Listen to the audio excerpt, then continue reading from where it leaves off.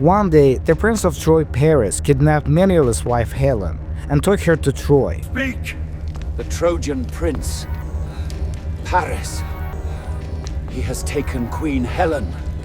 When Agamemnon, the king of Mycenae, saw that the Greeks were really angry about this, he immediately started to gather a massive army to get her back. Here's the interesting part. Two heroes, Achilles and Odysseus, didn't want to go to the war. One of them tried to dress as a woman, and the other pretended to be crazy so they wouldn't have to join. But their tricks were discovered, and they had to go with the army. The Greeks set sail for Troy with over 1,000 ships and hundreds of thousands of men. But a storm changed their direction and led them to the wrong place, where they even had to fight the local first. Finally, when they reached Troy, the battle started. Achilles' best friend, Patroclus, went to help the Greeks, but Hector, the Trojans' hero, killed him. When Achilles heard this, he became very angry and joined the fight himself. Achilles put on the armor that Vulcan, the blacksmith, had made for him and went into battle. He killed Hector and dragged his body around the city to scare the Trojans. After that, other heroes came to help Troy, including Penthesilea, the brave Amazon queen, and Memnon,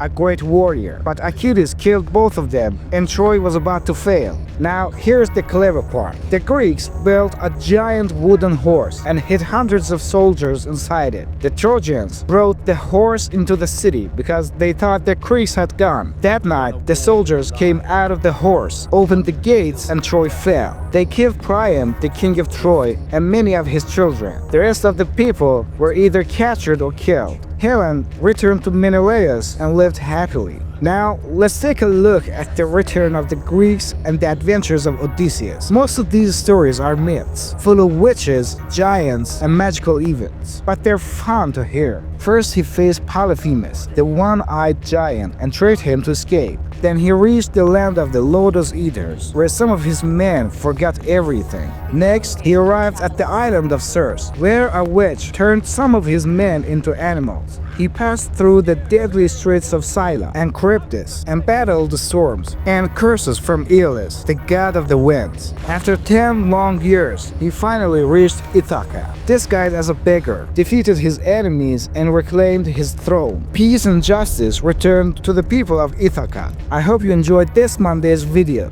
If you like historical stories, don't forget to like and subscribe to my channel and leave a comment below. See you next Monday.